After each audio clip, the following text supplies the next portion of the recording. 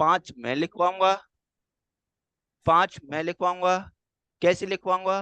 पहले मैं आपसे मैटर कलेक्शन की बोलूंगा, आप आओगे, आप लिखोगे, फिर मैं आपको बताऊंगा। दोनों साथ साथ करेंगे ये काम। ऐसा नहीं कि मैं आपको बोल दूंगा कि आप जाओ, आप लिख लाना, मैं कॉपी। आप, और जितना भी है, जितना भी हो सकेगा, मैं आपको लिखवाने की कोशिश करूंगा। मैं आपको कॉपी नहीं दूंगा। क्यों? क्योंकि समस्या क्या है, अपन को वहां पर लिखना है। जो मुख्य परीक्षा है वो मुख्य क्यों है? क्योंकि हमको लिखना है। अगर वही मैं आपसे छुड़वा दूं और वही काम ना करें अपन, तो फिर अपना आधा काम तो यहीं पर ही खराब हो जाएगा। तो अपन को क्या करना है? अगर मैं भी लिखवा रहा हूं तो आपको लिखना है उसको। आप लिखोगे तो उससे फर्क क्या पड़ेगा?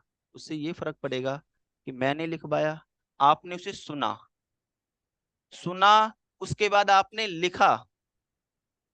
दो प्रक्रिया हो गई। एक बार सुन लिया, एक बार लिख लिया। और जब तीसरी बार आप उसे पढ़ोगे एक बार जा करके, तो बहुत चीजें से आपसे ऐसा लगेगा जैसे पहली पहली बार में किसी व्यक्ति को देखते हैं तो क्या होती है, जान पहचान नहीं होती है। जब दूसरी बार देखते हैं थोड़ी अच्छी गहरी जान पहचान हो जाती है उससे। और तीसरी बार में तो ऐसे हो जाते हैं, खुल जाते हैं बिल्कुल, कि पता नहीं कभी हमने, चाहे वो कितना ही अनजान हो, ऐसा लगता है बिल्कुल अपना ही है। तो वही काम यहाँ पर करना है। अपन को क्या करेंगे, पहली बार में तो जान पहचान ही हो पाएगी अपनी, क्योंकि ना तो अपन इतने विचार उत्पन्न कर पाओगे अभी। हाँ, जैसे जैसे आप धीरे धीरे स्टेप बाय स्टेप चलोगे, आप उस हिसाब से, जैसे मैं बताऊंगा, आप पढ़ोगे और आप उस हिसाब से सोचोगे, तो आपके विचार आने लगेंगे। अगर मैंने 5 लिखवा दिए तो 5 आप लिखोगे, तो उससे पता चलेगा और मैं आपको बताऊंगा कि क्या आपकी कमी है। तो उससे आपका एक लेखन भी अच्छा हो जाएगा, निबंध का जो पार्ट है वो मजबूत हो जाएगा। क्योंकि देखो, वो काम तो सब करेंगे, आपको मैं हकीकत बता देता हूँ। जिन्होंने प्री पास किया है, प्री पास करेंगे, वो मेंस देंगे। और जब वो मेंस देंगे तो कॉपी तो सभी भरेंगे। ऐसा बच्चा है जो वहां पर लिखेगा नहीं?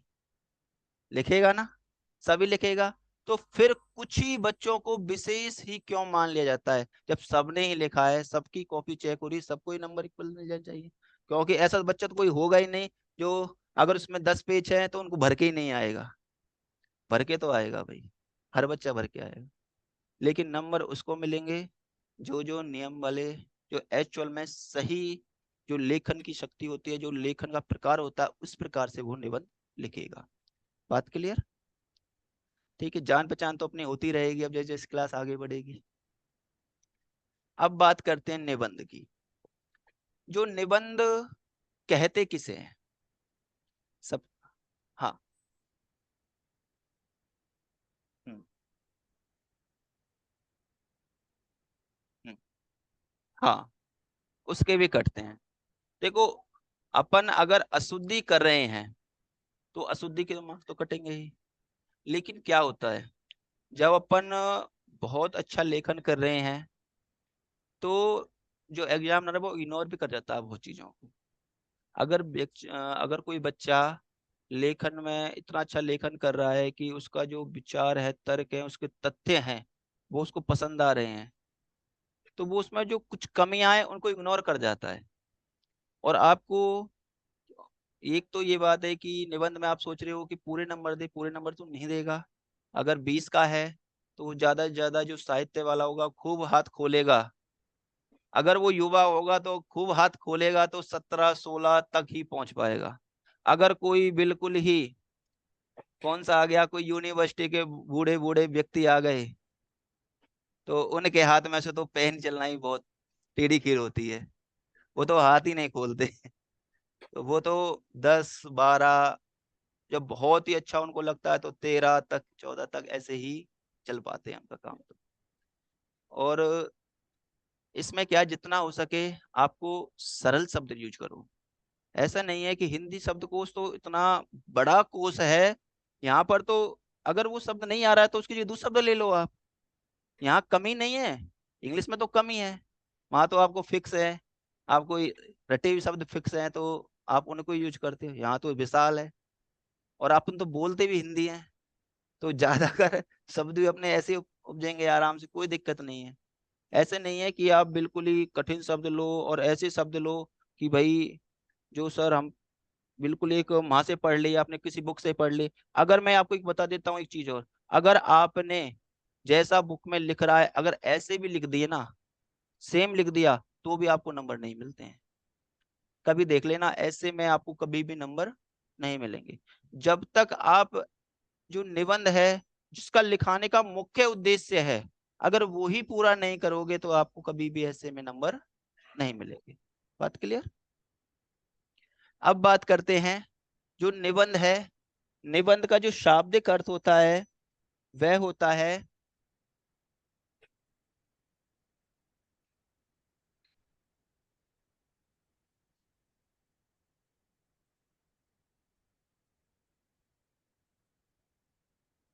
शाब्दिक अर्थ होता है सम्यक या विशेष रूप से बंधा हुआ। क्या होता है? सम्यक या विशेष रूप से बंधा हुआ।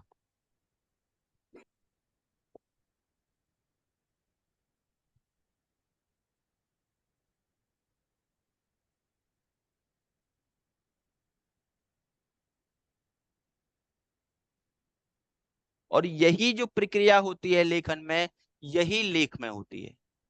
अगर जब आप लेखन किसी को किसी विषय पर लेख लिख रहे हो या किसी विषय पर निबंध लिख रहे हो, मैं आपको लिखवा दूंगा, सब कुछ लिखवा दूंगा भाई, आपको जो भी लिखना मैं सब कुछ लिखवा दूंगा, आप मत लिखो। आप समझ लो बस। क्योंकि अपन को जब विचार, जिस जो पर्पज है अपना, वही अपने इसमें आ गया ना, फिट हो गया सॉफ्टवेयर में, फिर तो अपन बहुत कुछ लिख पाएंगे। अगर हमने लिख लिया और ये सॉफ्टवेयर ही काम नहीं करा तो फिर बेकार है। फिर तो लिखा तो बहुत कुछ पड़ा है। जो निबंध है, निबंध का जो शाब्दिक अर्थ है वो क्या है? विशेष रूप से बंधा हुआ। क्या है? विशेष रूप से बंधा हुआ। और यही निबंध की पहली शर्त है। और निबंध इसलिए ही छोटी क्लासों से स्टार्ट होते हैं और एक अधिकारी लेवल बन जाता है, चाहे कितनी बड़ी क्लास हो, सब में ही निबंध लिखवाए जाते हैं। वो कारण क्या है? यही कारण है कि वहां पर क्या देखा जाएगा कि जो हमने क्या दिया है, टॉपिक दिया है, जो हमने शीर्षक दिया है, बच्चा उसी के अनुरूप सोच पा रहा है या उससे बाहर भी जा रहा है। अगर वो उसी के इर्द गिर्द ही घूम रहा है, उसी की तारतम्यता में ही घूम रहा है, उसकी क्रमबद्धता में ही घूम रहा है, तो वो क्या है? वो ठीक है। अगर जैसे ही वह बाहर निकलता है तो वो निबंध के नियमों का क्या कर देता है? पालन करना छोड़ देता है। फिर वो क्या है? अपने विचारों को थोपने लग जाता है। और यही कारण तो लेख और निबंध में है। फिर वो क्यों कहता, रामचंद्र शुक्ल इतने बड़े हिंदी जगत में हुए हैं, तो वो क्यों कहते कि निबंध क्या है सबसे कठिन, और क्या सबसे बड़ी चूक क्या होती है लेखक की? जो लेखक होते हैं ये क्या करते हैं, जैसे जब ये डूबते हैं, जैसे ही लिखना स्टार्ट करते हैं, और जब इनके विचार उत्पन्न होने लगते हैं, तो ये इतना भूल जाते हैं, फिर तो कल्पनाओं का एक पूरा का पूरा क्या बना देते हैं? पहाड़ बना देते हैं। और जब ये पहाड़ बना देते हैं तो फिर निबंध के नियमों से हम दूर हो जाते हैं। तो इसलिए वो कहता है कि निबंध क्या है? एक सबसे कठिन प्रक्रिया है, क्योंकि हमें इसके नियमों में बंधना ही पड़ेगा। क्योंकि ये क्या है? बंधा हुआ, विशेष रूप से बंधा हुआ लेखन है। अगर आप इसमें बंद करके जो यहाँ का शीर्षक है उसके अनुरूप लेखन कर रहे हैं, उसके शीर्षक के अनुरूप ही चल रहे हैं, उससे बाहर नहीं जा रहे हैं, तो आपका लेखन निबंध कैसा बनेगा? अच्छा बनेगा। और जैसे ही आपने उसका नियमों का उल्लंघन करने लगे तो आप क्या कर रहे हो? लेख कर रहे हो, अब निबंध नहीं कर रहे। उसके बाद बात करते हैं कि जो दूसरी शर्त क्या है। दूसरी शर्त है कि निबंध के अंदर व्यक्ति को क्या देने होंगे? अपने भाव और विचार देने होंगे। क्या देने होंगे? भाव और विचार देने होंगे। अगर वह भाव और विचारों को नहीं देगा, भाव और विचारों को एक सूत्र में नहीं बांधेगा, तो भी फिर निबंध का काम नहीं होगा। फिर वो अपन की और जो होते हैं लेख होते हैं, कविताएं होती हैं, कहानी होती है, उनमें चले जाएंगे अपन। यहाँ पर क्या करना है? जो अपने क्या है भाव और विचार हैं, उनको भी बांधना है। किसके अंदर? जो निबंध का शीर्षक है उसके अनुरूप। अगर उसके अनुरूप अपन इसको बांध कर चलेंगे तो अपन एक क्या करेंगे? अच्छा निबंध तैयार कर पाएंगे। बात क्लियर? तीसरी शर्त क्या है? तीसरी शर्त है कि निबंध जब आप कर रहे हो तो आपको विषय के अनुरूप सामग्री जुटानी पड़ती है। जब विषय के अनुरूप अपन सामग्री जुटाते हैं तो बच्चों को बड़ी समस्या आती है, सर इसमें सामग्री क्या जुटाएं, क्या लिखें इसमें। देखो, निबंध में अधिकतर निबंधों में 4 पॉइंट तो निश्चित ही हैं, वो तो आपको करने ही है। एक तो आपको तथ्य आना चाहिए। तथ्य से मतलब क्या होता है? तथ्य से मतलब होता है आंकड़े। आंकड़े समझते हो? हाँ, हाँ, आंकड़े हो वो आपको आने चाहिए। ऐसा नहीं है कि आप निबंध में बिल्कुल ही, भाई आपको याद नहीं है आंकड़े और आप फिर भी गलत सच लिख रहे हो, मत लिखो, छोड़ दो आंकड़े। अगर आपको, जैसे, जरूर नहीं है कि आपको पता है कि भाई यहाँ का लिंग अनुपात इतना है और आपको याद ही नहीं है, तो आप इसको इस तरह एक छोड़ करके आंक मत संख्या को छोड़ दो और क्रमबद्धता करने लग जाओ। अगर आपको आता है तो आपको वहां पर आंकड़े लिखने पड़ेंगे। और जैसे ही आपने आंकड़े लिखे, आंकड़े के साथ साथ फिर आपको क्या करना पड़ेगा? वहां पर तर्क देना पड़ेगा। तर्क या विचार एक ही बात है, आपको देना पड़ेगा तर्क। और जब आप तर्क दोगे तो फिर उसके अनुरूप आपको क्या करनी पड़ेगी? कल्पना। क्या करनी पड़ेगी? कल्पना करनी पड़ेगी। क्यों करनी पड़ेगी? ये सारी प्रक्रिया क्यों बता रहा हूं मैं आपको? मैं इसलिए बता रहा हूं, अगर आप एक मकान का निर्माण कर रहे हैं, क्या कर रहे हैं? एक मकान का निर्माण कर रहे हैं, अगर आपने उसमें नींव ही नहीं भरी, अगर उसमें पत्थर, पत्थर भी कैसे लेते हैं? बड़े वाले, मजबूत, जिस पर वो टिक जाए, और मसाला भी अच्छा डालते हैं, क्योंकि जितनी नींव मजबूत होगी उतनी ही बिल्डिंग कैसी बनेगी? बहुत ज्यादा बच जाएंगी। और जितनी नींव कमजोर होगी बिल्डिंग गिर जाएगी। तो अपने यहाँ पर तथ्य और विचार यही काम करेंगे निबंध में, कि यह एक नींव का काम करेंगे। अगर आपने तथ्य और विचार दे दिए और उसके ऊपर फिर क्या बना सकते हो आप? बिल्डिंग बना सकते हो, मकान बना सकते हो। और वो मकान कब बनेगा? जब आपके मौलिक स्वतंत्र विचार आएंगे। और स्वतंत्र विचार कहां से आएंगे? कल्पना। कुछ तो कल्पना करनी पड़ेगी उसके अनुरूप। उसके अनुरूप कल्पना करके आप क्या बनाओगे? कंगूरे तैयार करोगे, मतलब सजावट का सामान तैयार करोगे। उसके अनुसार क्या बनाओगे? मेन बॉडी बनाओगे, उसकी बॉडी। ठीक है। और फिर जैसे ही ये कंप्लीट हो जाएगी, और चौथा पॉइंट आपको क्या देना होगा इसके अंदर? चौथा पॉइंट देना होगा आपको अभिव्यक्ति। क्या देना होगा? अभिव्यक्ति। और अभिव्यक्ति कैसी होगी आपकी? अभिव्यक्ति आपको सुस्पष्ट होनी चाहिए। कैसी होनी चाहिए? सुस्पष्ट और सरल होनी चाहिए। मतलब अपन जो भी वाक्य प्रयोग करें, छोटे हों, सामने वाले को आसानी समझ में आ जाए, कठिन शब्दों का प्रयोग करने से बचें। ऐसा नहीं कि बहुत तो ऐसे बच्चे लिखते हैं कि ना तो जब दोबारा खुद पढ़े तो उन खुद को समझ में नहीं आता मैंने लिखा क्या है, तो वो लेखक को, मतलब एग्जामिनर को क्या समझ में आएगा? तो वहां पर कैसे लिखें? सुस्पष्ट लिखें और सरल भाषा का प्रयोग करें। और वाक्य कैसे लिखें? छोटे लिखें। बहुत तो ऐसा लिख देते हैं कि एक बात खत्म नहीं हुई दूसरी बात चालू हो जाती है, दूसरी खत्म नहीं हो तीसरी बात चालू हो जाती है, तो वो समझ ही नहीं पाता कि कहना क्या चाहता है। तो अपन को क्या लिखने हैं? वाक्य छोटे लिखने हैं। मतलब इतना लिखना है, बाकी छोटे से मतलब ये है कि इतना लिखना है सामने वाले को अच्छी तरह समझ में आ जाए। और भाषा कैसी हो? सरल और सुस्पष्ट हो। यही अपने मुख्य जो बिंदु होते हैं निबंध के, वो होते हैं। उसके बाद मैं बता ही चुका हूं आपको निबंध कैसा होगा।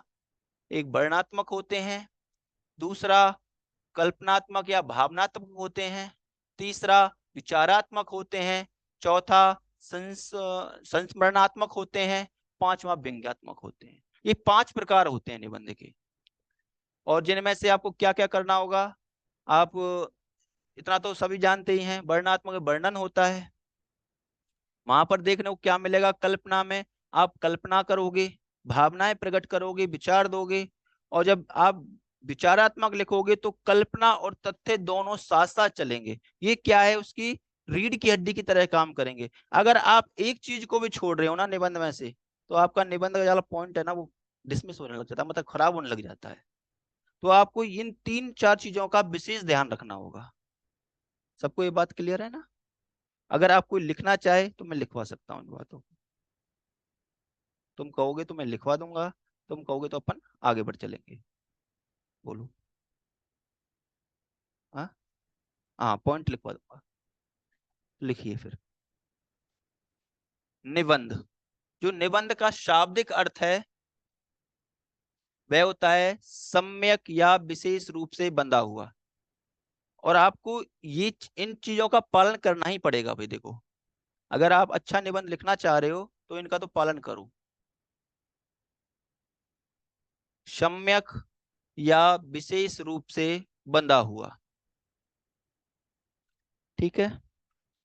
लिखिए, अर्थात ऐसी रचना जिसमें विषय का जिसमें विषय का तारतम्य, कौमा कसावट, तारतम्य तारतम्य कसावट या बंधापन हो। क्या होना चाहिए? तारतम्य कसावट या बंधापन हो। हाँ। एक ऐसी रचना जिसमें विषय का बराबर तारतम्य या कसावट या बंधापन हो।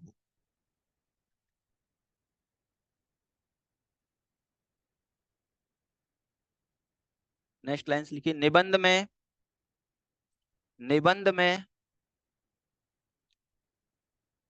व्यक्ति के भाव व्यक्ति के भाव व विचार एक सूत्र में बंधे होने चाहिए। भाव व विचार एक सूत्र में बंधे होने चाहिए।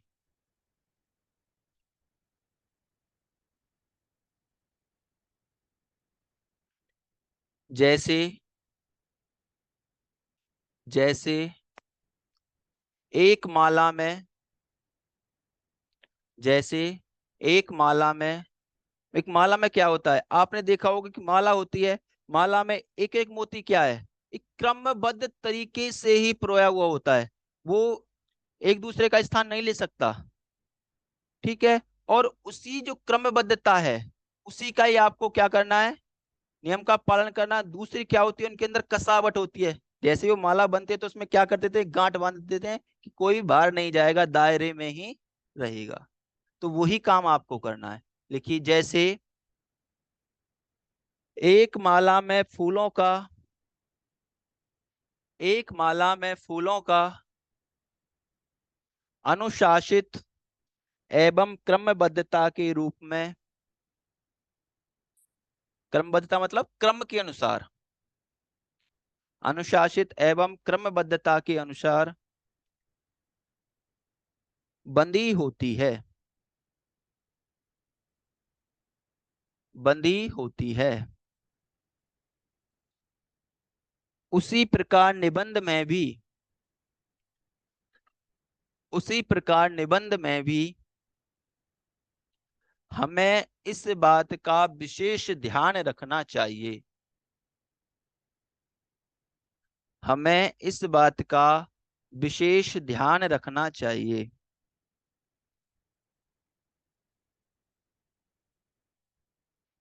नेक्स्ट हेडिंग बनाइए, निबंध की सामग्री।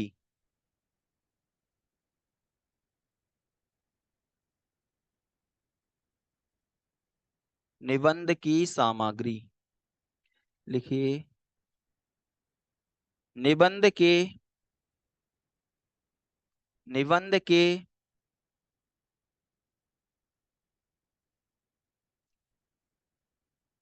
विषय पर तय होता है कि निबंध के विषय पर तय होता है कि उसमें किस किस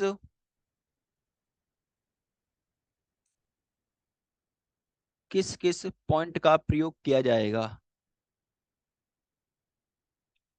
मान लो कोई आप भ्रष्टाचार का लिख रहे हो, तो उसमें कारण भी है, निवारण भी है, भ्रष्टाचार का अर्थ भी है, उसके बारे में बताना भी है, उसके सब कुछ आंकड़े भी लेने हैं, अपने विचार भी देने हैं, निष्कर्ष भी निकालना है। अगर आप कोई बौद्धिक ले रहे हो तो बौद्धिक में आप क्या कारण निवारण लिखोगे? वहां तो आप विचार ही दे पाओगे। हाँ, उसके पक्ष और विपक्ष में तर्क दे सकते हो। तो वो क्या करता है, जो आपका विषय है उसके अनुरूप आपको निर्धारित करना पड़ेगा। लेकिन लिखिए इसमें ही, किंतु फिर भी लगभग, किंतु फिर भी लगभग सभी तरह के निबंधों में कुछ खास सामग्री विशेष होती है, कुछ खास सामग्री विशेष होती है, जिनमें प्रमुख होते हैं, जिनमें प्रमुख होते हैं तथ्य, तथ्य,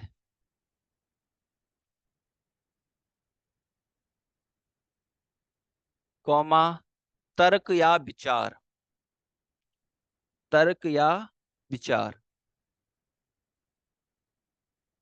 कौमा, कल्पना और अभिव्यक्ति कौशल, और अभिव्यक्ति कौशल। बात क्लियर? क्या क्या करना है आपको? आपको कोई भी निबंध लिख रहे हो आप, तो आपको क्या आने चाहिए? तथ्य आने चाहिए उसके बारे में। दूसरा क्या आना चाहिए? तर्क या विचार आने चाहिए आपको, अपने विचार लिखने चाहिए। तीसरा क्या करोगे आप? अभिव्यक्ति, या पहले क्या करो, कल्पना करोगे। अभिव्यक्ति से पहले क्या? कल्पना। और फिर उसको कैसे लिखोगे? अभिव्यक्ति मतलब सुस्पष्ट भाषा में लिखोगे, तो ही वो क्या बनेगा? अच्छा निबंध बनेगा। पॉइंट हेडिंग डालिए तथ्य। बहुतों को समस्या यही हो जाती है सर, जैसे ही क्लास कंप्लीट होगी फिर पूछेंगे सर तथ्य क्या है, सर क्या करें निबंध में, ऐसा विशेष क्या डालें जिससे अच्छा बन जाए। और बहुत बच्चे ऐसे हैं, बहुत बार मतलब 2-3 बार मेंस भी दे लिए होते हैं, फिर भी वही प्रश्न होते हैं उनके बार बार आना कि सर क्या डालें इसमें ऐसा जो हमारे अब के बहुत अच्छे नंबर आ जाएं। तो इन चीजों को आप लिख लीजिए मेरे हिसाब से। तो तथ्य क्या है ये सारी चीजें? कई बार ऐसा होता है कि पूरा का पूरा अपन पोथी तो पढ़ जाते हैं, लेकिन जो उसकी सहारी होता है ना, वही नहीं पता होता है कि है क्या, ही करना क्या। तथ्य, उस विषय से संबंधित, लिखिए, तथ्य में लिखिए, उस विषय से संबंधित आंकड़े, सूचनाएं, उस विषय से संबंधित आंकड़े, सूचनाएं, कुछ महत्वपूर्ण बातें होनी चाहिए, कुछ महत्वपूर्ण बातें लिखनी चाहिए या होनी चाहिए, कुछ महत्वपूर्ण बातें होनी चाहिए। बात क्लियर हुई? कैसे लिखोगे? कुछ आंकड़े हो सकते हैं, कुछ अपने उसके बारे में कुछ महत्वपूर्ण सूचना है, वो लिख सकते हो। आप न्यूज़पेपर पढ़ते हो, वहां से आपको ये आंकड़े मिल गए। आपने कोई वैज्ञानिक विश्लेषण आया, वहां से कोई आंकड़े ले ली। आपको आर्थिक ये बजट आते हैं आर्थिक, अगर आर्थिक के ऊपर लिख रहे हो तो वहां से आपने आंकड़े ले लिए। तो इससे क्या प्रभाव पड़ेगा? आपका जो निबंध है एक अच्छा निबंध बनेगा। दूसरी बात क्या है जो सबसे बड़ी गलती करते हैं बच्चे, वो इस बात में यहाँ पर लिख लीजिएगा कि जो ये आंकड़े होने चाहिए, ये कैसे होने चाहिए? नवीन होने चाहिए। अब क्या है कि बहुत बच्चे आंकड़े तो लिखते हैं, कैसे लिखेगा कि कोई आर्थिक के ऊपर आ गया, आर्थिक या वैज्ञानिक वाला निबंध आ गया और आंकड़े लिख रहा है, कौन से, कहीं किताब में पढ़ ली 1992 के, उनको ही चेप रहा है। उससे काम नहीं चलेगा, क्योंकि अब तुम 2023 में चल रहे हो, तो 23 के ही लिखो। बिल्कुल, उससे पता चल जाता है कि ये कर क्या रहा है बच्चा, हम लिखवा क्या रहे हैं और लिख क्या रहा है। तो उससे भी आपको नंबर नहीं मिलेंगे, चाहे आप कितना ही अच्छा लिख रहे हो फिर। तो आंकड़े कैसे होने चाहिए, तथ्य कैसे होने चाहिए आपके? नवीन होने चाहिए। ठीक है, नेक्स्ट पॉइंट लिखिए, जो विषय, जो विषय आर्थिक या वाणिज्य से संबंधित हो। जो विषय आर्थिक या वाणिज्य से संबंधित हो, या फिर वैज्ञानिक, या फिर वैज्ञानिक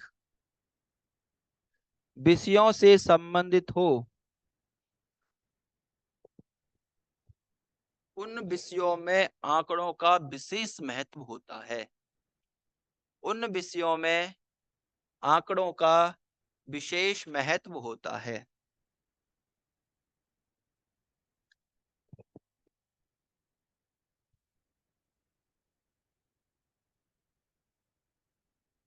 नेक्स्ट पॉइंट लिखिए इसी में ही। ये तथ्य बहुत अधिक मात्रा में नहीं होने चाहिए। इन बातों का आपको ध्यान रखना है भाई। देखो, जब आप निबंध अपन जैसे ही स्टार्ट करेंगे, अगर ये चीजें आपको नहीं आएंगी तो फिर आपका जो लेखन शैली है वो अच्छी नहीं हो पाएगी। इनको आपको विशेष ध्यान रखना ही पड़ेगा। ठीक है, लिखिए। ये तथ्य बहुत अधिक ये तथ्य बहुत अधिक मात्रा में नहीं होने चाहिए। ये तथ्य बहुत अधिक मात्रा में नहीं होने चाहिए, नहीं तो क्या। अब वो क्या देख रहे थे चाचू? क्या देख कैंची थे? भाई म्यूट कीजिए, किसका माइक ऑन है।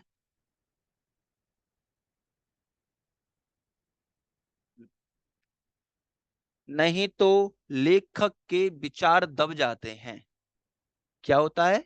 लेखक के विचार दब जाते। अगर आपने आंकड़े ही ज्यादा लिख दिए, कई बार अपन सोचते हैं कि बहुत बताते हैं कि भाई आपको आंकड़े लिखने चाहिए, तो बच्चा क्या करता है, बहुत सारे आंकड़े ही लिख देता है। फिर वो ऐसे रट लेता है, फिक्स करके जाता है, ये तो मुझे लिखना ही है। फिर वो जो अपना विचार लिखना चाह रहा है वो सब गायब हो जाता है। वो क्या है, दब जाएंगे उनके आगे। फिर आंकड़े ही आंकड़े देखेंगे वहां पर। तो आपको क्या करना है, सीमित मात्रा में करना है सब काम, समभाव रखना है पूरा का पूरा। इसके बाद नेक्स्ट पॉइंट की भाषा शैली। भाषा शैली सरल व सपाट मतलब स्पष्ट होनी चाहिए। भाषा शैली भाषा शैली सरल व स्पष्ट होनी चाहिए। बात क्लियर। नेक्स्ट हेडिंग बनाएंगे विचार या तर्क, जो सबसे बड़ा कंफ्यूजन है बच्चों को। क्योंकि जो भी बच्चा आता है, जब भी वो निबंध लेके आता है, सबसे पहले यही पूछता है, सर ये विचार कहाँ से लाऊं। वही बात इसमें लिखवा रहा हूँ कि आपको लाने कहाँ से हैं विचार, कैसे आएंगे। लिखिए। निबंध में विचारों का विशेष महत्व है। निबंध में विचारों का विशेष महत्व है। निबंध में विचारों का विशेष महत्व है। विचार न केवल विचार न केवल सटीक हो विचार न केवल सटीक हो, बल्कि प्रासंगिक बल्कि प्रासंगिक एवं एक दूसरे को पुष्ट करने वाले हों। प्रासंगिक, हाँ, प्रासंगिक। प्रासंगिक व एक दूसरे को पुष्ट करने वाले मतलब एक दूसरे से जुड़े होने चाहिए। ऐसे होने चाहिए कि ऐसा लगना चाहिए कि अपन जो लेखन कर रहे हैं वो कैसा कर रहे हैं, एक अद्भुत लेखन कर रहे हैं। मतलब एक अपन सुस्पष्ट लेखन कर रहे हैं। सामने वाला पढ़ रहा है तो उसको ऐसा नहीं लगना चाहिए कि ये इसने आंकड़े तो लिए हैं लेकिन इसके विचार ही गायब है। यहाँ पर इसने कुछ लिखा ही नहीं है। तो आपको क्या करना है, वहां पर जो आपको जो भी यहाँ पर कर रहे हो, आप विचार दे रहे हो, वो कैसे हो, प्रासंगिक हो। और मतलब एक दूसरे को कैसे हो, वाक्यों को पुष्ट करने वाले हो। ठीक है, एक दूसरे को पुष्ट करने वाले हो। अर्थात विचार कैसे होने चाहिए, सुलझे होने चाहिए। विचार सुलझे होने चाहिए। बहुत बच्चे विचार तो लिख देते हैं पर इतना कंफ्यूजन पैदा कर देते हैं कि वो एग्जामिनर ही खुद ही समझ नहीं पाता है कहना क्या चाहता है। तो विचार कैसे होने चाहिए, बिल्कुल सुलझे होने चाहिए। वो आपस में गुथे हुए नहीं होने चाहिए। इस बात को लिख ले लिया। विचार कैसे होने चाहिए आपके? सुलझे होने चाहिए। नेक्स्ट पॉइंट लिखिए।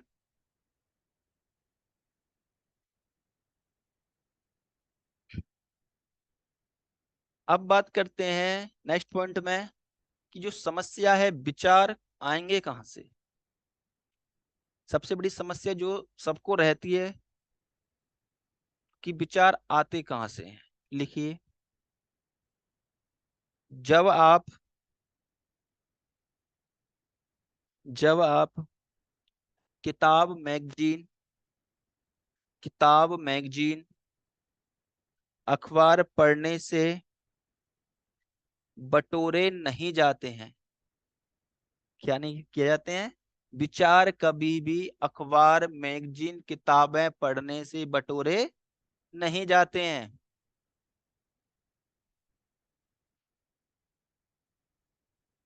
और ना ही जो कुछ आप देख रहे हैं, ना ही जो कुछ आप देख रहे हैं, ना ही जो कुछ आप देख रहे हैं, हो रहा है, जो हो रहा है, जो हो रहा है, तथा उसे स्वीकार करने से विचार उत्पन्न नहीं होते हैं। उसे स्वीकार करने से विचार उत्पन्न नहीं होते हैं। जैसे अपन बात करें तो मान लो अभी चुनाव के नतीजे आ रहे हैं। अब अगर मैं आपसे कहूँ कांग्रेस के बारे में विचार दीजिए, बीजेपी के बारे में विचार दीजिए, तो आप बहुत कुछ बोल दोगे। लेकिन वो विचार कैसे होंगे? क्योंकि आप अगर एक अधिकारी के लेवल पर बात करोगे, अगर आप एक लेखक हो, तो वो कौन से दृष्टिकोण से बात करेगा? वो बात करेगा कि एक मतलब जो विचार देगा वो ऐसा देगा कि राष्ट्र की उन्नति के लिए कैसे हो आवश्यक, वो समाज के हित में हो, राष्ट्र के जिसमें हित छिपा हो, समाज का हित छिपा हो, वो ऐसे विचार देगा। और एक साधारण व्यक्ति क्या विचार देगा? वो धर्म का ही विचार दे देगा। वो तो उस पर ही आपस में लड़ जाएगा, या फिर अपना कोई स्वार्थ वाला निजी स्वार्थ का कोई विचार होगा उसको रख देगा। तो आज हो भी यही रहा है कि जो लेखक होते हैं वो तो कैसे देंगे? वो तो देखेंगे जिसमें सबका हित हो, जिसमें समाज का भी हित हो, जिसमें राष्ट्र का भी हित हो, जिसमें जितने भी वर्ग हैं सब कैसे हो, समान चलें, किसी के साथ भेदभाव ना हो, किसी के साथ राग द्वेष ना हो, किसी के साथ कोई भी हानि या जोखिम ना हो, ऐसे विचार देगा। तो हमको यहाँ पर कैसे विचार लेने होंगे? बिल्कुल ऐसे ही लेखक वाले। यहाँ पर ये नहीं कि हमारे मन में स्वार्थ के रूप में जो भी विचार आए। किसी किसी से कोई निबंध पूछा और उसमें अपन जैसे निष्कर्ष लिखते हैं तो अपने विचार लिखते हैं, तो व्यक्ति क्या कर देता है, कई बार ऐसे विचार लिख देता है कि जो एग्जामिनर उसको कॉपी को चेक करता है तो वो समझ जाता है कि भाई कहना क्या चाहता है, ये किस पार्टी से आ रहा है, क्या इसकी भावना है, क्या ये सोचता है। क्योंकि जब आप न्यायिक अधिकारी बनोगे तो वहां पर आपके लिए सब क्या होंगे, समान होंगे। वहां पर ना तो कोई आपका भाई है, ना कोई दुश्मन है, ना कोई है। वहां पर आप जब एक न्याय की बात आएगी तो आप कैसे दोगे कि जो भी आपके पास एविडेंस आएगा, जो भी आपके पास साक्ष्य आएंगे, आप उनके आधार पर उसको क्या दोगे, न्याय दोगे। तो क्या हो रहा है, ऐसे ही अपन यहाँ पर क्या कर रहे हैं निबंध में, जो यहाँ विचार लिख रहे हैं वो अपने पास क्या आए, तथ्य आए। क्या आए? तथ्य आए। हमने आंकड़े जुटाए, और आंकड़े जुटा लिए तो उसके आधार पर अपन क्या दे रहे हैं, विचार दे रहे हैं कि ऐसा हो सकता है। ठीक है। अब यहाँ पर हम क्या कर रहे हैं, अपने विचारों को थोप नहीं रहे हैं। और एक होता है कि अपने विचारों को थोप देना, और थोपने से फिर क्या होगा कि निबंध की हम प्रक्रिया से क्या हो जाएंगे, दूर हो जाएंगे। बात क्लियर? इसके बाद लिखिए, विचार उत्पन्न, नेक्स्ट लाइन से, विचार उत्पन्न होते हैं, विचार उत्पन्न होते हैं जब किसी पुस्तक पर, जब किसी पुस्तक या अखबार या मैगजीन पर, यही तो लिखवाए थे मैंने, तीन चीज लिखवाई थी ना, हाँ, लिखवाई थी। विचार उत्पन्न होते हैं जब किसी पुस्तक, अखबार या मैगजीन पर प्रश्न दागे जाते हैं। क्या करोगे आप? प्रश्न दागोगे। क्यों और कैसे।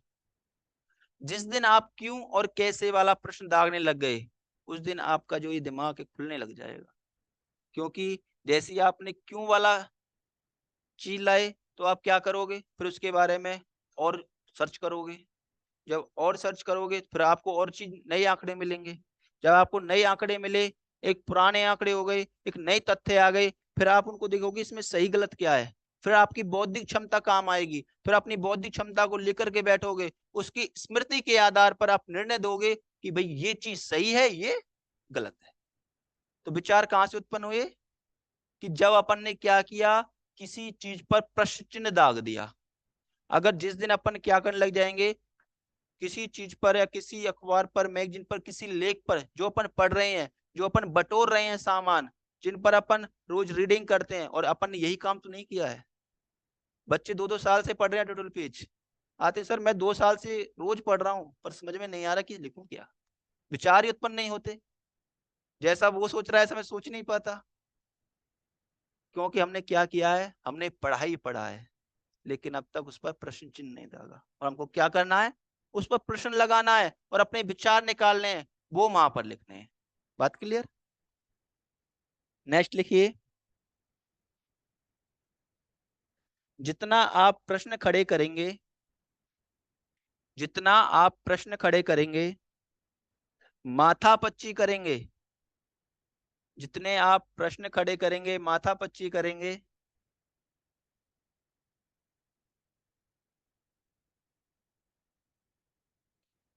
स्वतंत्र रूप से मनन करेंगे,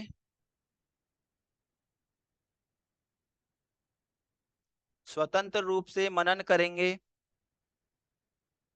आपके विचार उतने ही परिपक्व होते जाएंगे। आपके विचार उतने ही परिपक्व होते जाएंगे। बात क्लियर?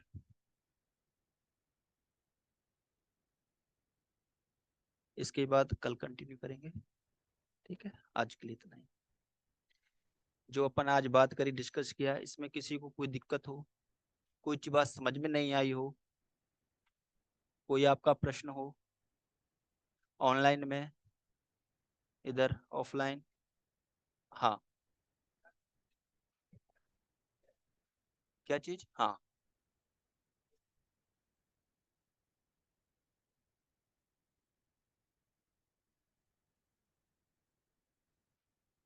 हम्म, बिल्कुल लिख सकते हैं। मैंने क्या बोला? मैंने बोला कि जो विषय है, विषय के अनुरूप चलना चाहिए, विषय की तारतम्यता खंडित ना हो। आप, ऐसा नहीं है कि आप कभी, मैं देखता हूं कि जैसे आपने बोला कि सर किसी ने सेक्रीफाई कर दिया, पूरा जीवन लगा दिया, ऐसे व्यक्तियों से आप क्या कर सकते हो, निबंध को स्टार्ट कर सकते हो। आप उदाहरण नहीं दे सकते, आप उससे हेडिंग बना करके स्टार्ट कर सकते हो। भूमिका में सबसे पहली लाइन वही लिख करके, जैसे एडिसन के अनुसार या दार्शनिक सुकरात के अनुसार, कथन के अनुसार पूरा का पूरा भूमिका तय कर सकते हो। उससे क्या होगा, उससे आपका जो लेखन है, ये लेखन की सबसे अच्छी खूबी है, सबसे बड़ा अच्छा तरीका है। लेकिन जो विषय की तारतम्यता वो खंडित नहीं होनी चाहिए, बस। और कोई क्वेश्चन किसी का? नहीं है? ऑनलाइन में किसी को कोई दिक्कत है? नहीं है? ठीक है भाई, आज के लिए इतना ही, और कल कल करेंगे।